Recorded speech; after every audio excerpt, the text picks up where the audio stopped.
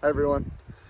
I have a new listing coming up this week in Viroqua, and this is such a cool historic home that I wanted to take a minute and walk you through some of the details and the craftsmanship that you see in a historic property like this that just doesn't exist in modern production built homes. So even though this house is a project, you've had a lot of cheap contractors come through and hack away at a lot of the historic charm, there's enough detail that there's a roadmap to restore this to its original beauty.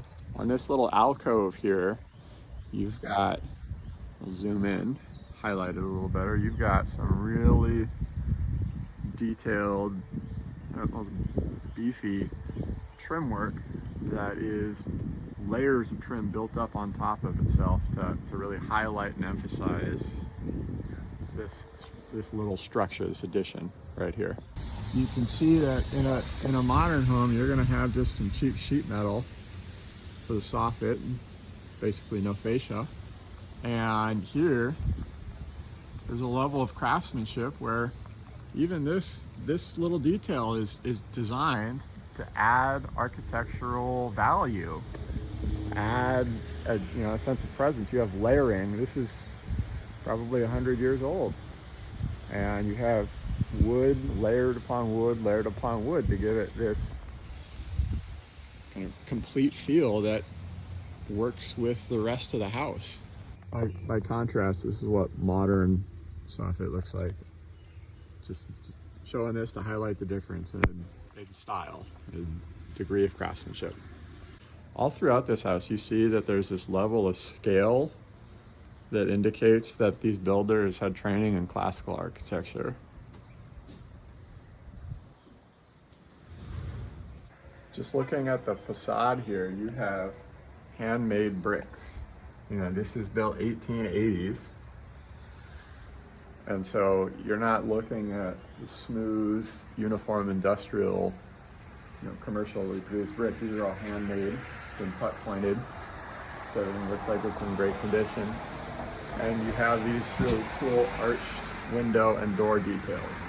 Even this porch door has some really cool old details that smack of craftsmanship. This porch door is a spring-loaded, mortised piece of hardware that even has a locking mechanism. And this right here, check it out. Pre-electric doorbell. How awesome. Standing inside this alcove, this is what you get to look out to. Imagine sitting here, drinking your coffee, reading a book. What a treat. Original flooring has really beautiful details, like a wraparound border on the main floor. One of the really incredible things about this house, which you can't change, you can't update a new house to have this feature, is that these are 11-foot ceilings on the main floor.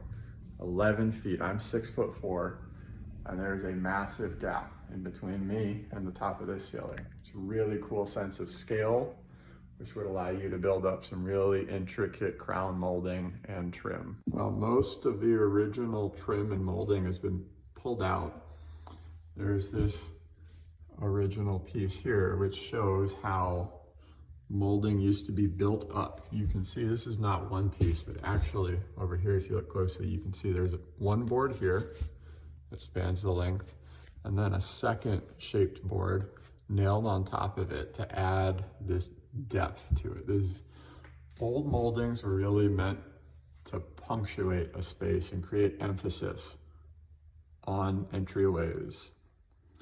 And this gives you right here a roadmap. You can see it's even jointed differently. There's it's coped here and it's mitered there.